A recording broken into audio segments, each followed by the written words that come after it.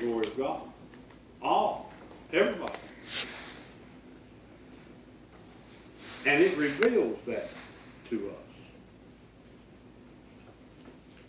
In 1 Corinthians 1 and 21, the Bible says, "For after that in the wisdom of God, the world by wisdom knew not God. It pleased God by the foolishness of preaching to save them that believe." And we've gotten away from that in many of our churches because we don't want to offend somebody.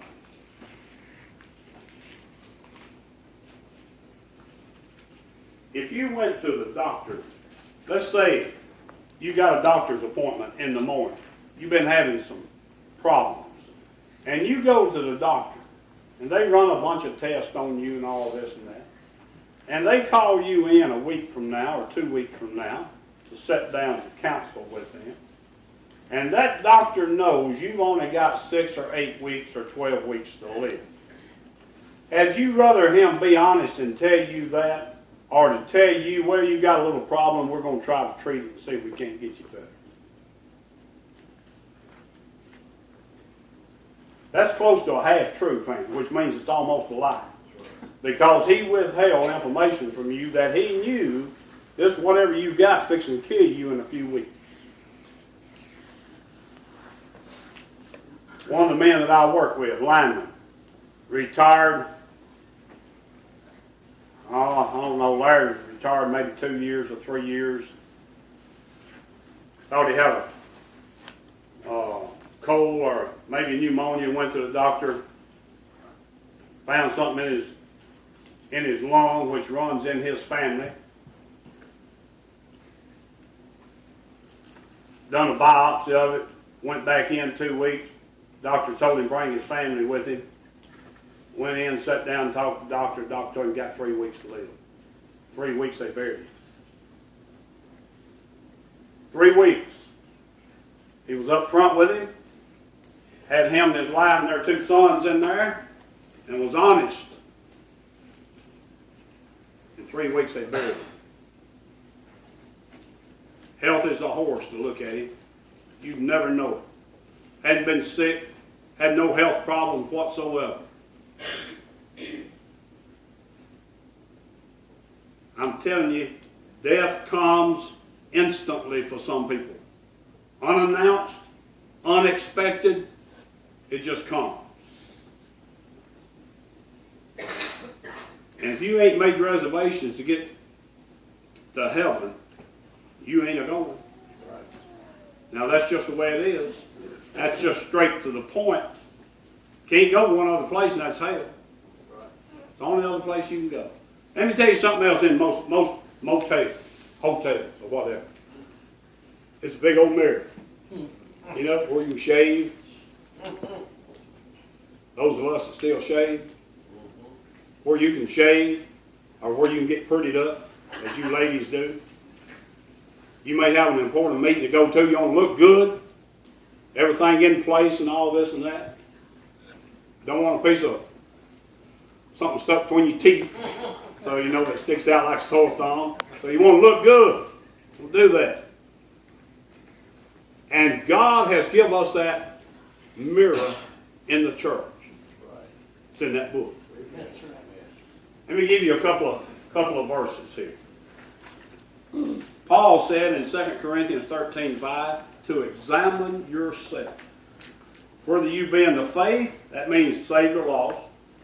Prove your own selves. Know ye not your own selves, how that Jesus Christ is in you, except you be reprobates.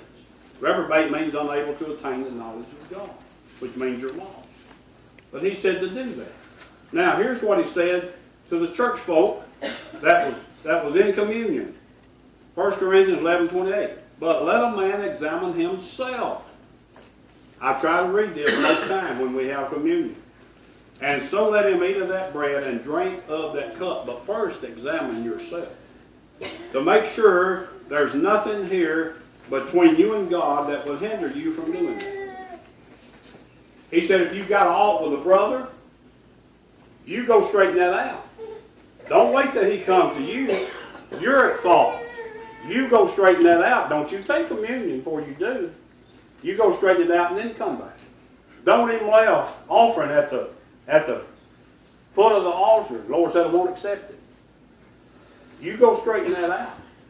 Maybe you got unconfessed sin in your life. You need to get that mess straightened out. And that's what he's saying. So we need to examine ourselves. I tell you what, if we would do a self-examination of ourselves every now and then, I bet you we'd live a little different. That's right. I'll bet you we would. I bet things would be a little bit different. I got a couple more. I'm finishing up. I like this. I don't think I've ever stayed in a hotel anywhere that didn't have a shower. I can't remember ever staying. I've stayed in some low diners, but I can't remember ever having one without a shower. You know why that's there? You know why we look at that from the church's standpoint? Because you got a choice. You can have a hot shower, you can have a cold shower, you can have something in between. It's your choice. You can go to heaven, you can go to hell. It's your choice. You can live like a dog, or you can live a Christian life. It's your choice. God said you make the choice. I'm not going to make it for you. You make the choice. And that's what we have to do. We have to do that. Few there be that go in thereat. Because most people make the wrong choice. A lot of people have good intentions and I meant to get saved. But I run out of time. In Matthew chapter 11, verse 28 through 30, Jesus said, "Come unto me, all you that labor and are heavy laden, and I will give you rest. Take my yoke upon you and learn of me, for I am meek and lowly in heart, and you shall find rest unto your soul. For my yoke is easy and my burden is light." That's what a hotel room's good for, ain't it? Rest. Jan and I, when we used to take vacations, we never was in a hotel room except to take a shower and sleep. Why else would you stay in it? I can stay home. I'm going to do that. I've got a friend, they rent a house. They've been doing this for years. They rent a house in Gulf Shores for 4 months, I think. November, December, January, and February. And they come and go back and forth, and they have all the kids down at Christmas and New Year's, all this stuff. He don't ever leave the room. He goes down there and reads. I said, "Lord, Bill, I believe I could stay home and read. I could save that money."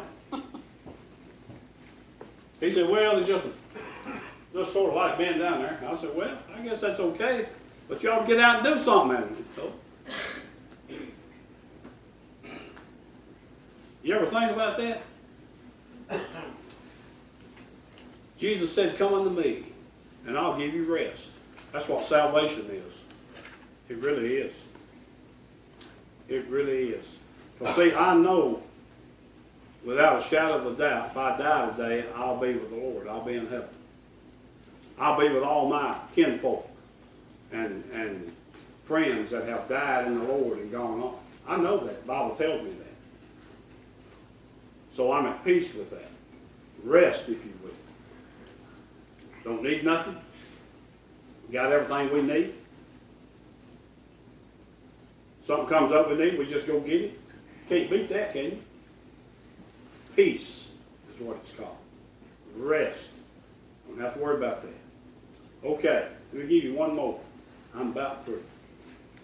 You ever been in a hotel room and didn't have a telephone? You don't need one now because all you got is a cell phone or iPhone or whatever they call them things. I just now learned how to cut a cell phone over and cut it up. Now everybody's done gone to an iPhone. I seen a guy the other day walking around with a thing about that big around like that, and he's talking on this stupid thing. I said, "Does that look real smart?" Now, y'all might think it does, but to somebody like me, it looks dumber than a stick horse. Okay, so there's that thing up there that's look like it's about a 10, 12-inch screen on it, and he's talking in this thing. I would at least put it on speakerphone, where I didn't have to hold it up to my head. I said, "What in the world is it?" But anyway, I guess that's pretty good. Here's the thing about the telephone in the Lord's house. We ain't got one. I'm glad. Jan and I was at a service one night at Chapel Hill. Telephone rung. Everybody's looking around. Where's that stupid phone coming from? Pastor went up here and knelt down. Hello? Telephone was in the pulpit. Hello? Called him. But what he had to do, see, the services was broadcast over the radio, and he had to dial it into that phone, and then he went out over the radio system over in Chapel Hill. And you could listen to the service on that. But the phone rang, it was down there. I said, oh. You know what? You can dial God, and you don't have to wait. You don't have to. Ain't nothing going to come on there and they say, is this about your health? Punch 1. If it's about marriage problem, punch 2. Financial, punch 3. You ain't going to hear none of that mess. You ain't going to hear none of that. Between you and God. Call it prayer, ain't it? Call it prayer. I tell you another thing, God won't hang up on you. He'll talk to you. He won't hang up on you. In this text, Jeremiah is grieved over the loss of his people. God had sent prophet after prophet after prophet to warn Israel what was going to happen if they didn't change their lives. And a lot of times they would kill the prophets. And now God had destroyed probably 100,000 or more of the Israelites. Jeremiah seeing their dead, decomposing bodies in the streets. And he's broken up over it. And he weeps over it. You can read more about that in Lamentations. But God's telling us something also in this. And in verse 4, he tells us not to put our trust in each other. You see, God doesn't even trust us. He doesn't. He said he don't have no trust in his saints. So he tells us not to put our trust in man, but put our trust in him. Because he's the only one that can deliver anyway. He's the only one that really knows what we're going through. Nobody else really knows that but God. And God's really the only one that cares. Amen? He really is. Now, there is a little good news to all of this. And the good news is there's still a vacancy in God's house. And you can get in right now without a reservation. But once this church is taken out, it's too late. The reservation should have already been made. But you can make it today. In Matthew 22, verse 11 through 14, Jesus said, when the king came in to see the guest, he saw there a man which had not a wedding garment, not on a wedding garment. And he said unto him, Friend, how camest thou in hither not having a wedding garment? And he was speechless. Then said the king to the servants, Bind him hand and foot, and take him away, and cast him into outer darkness. There shall be weeping and gnashing of teeth, for many are called, but few are chosen.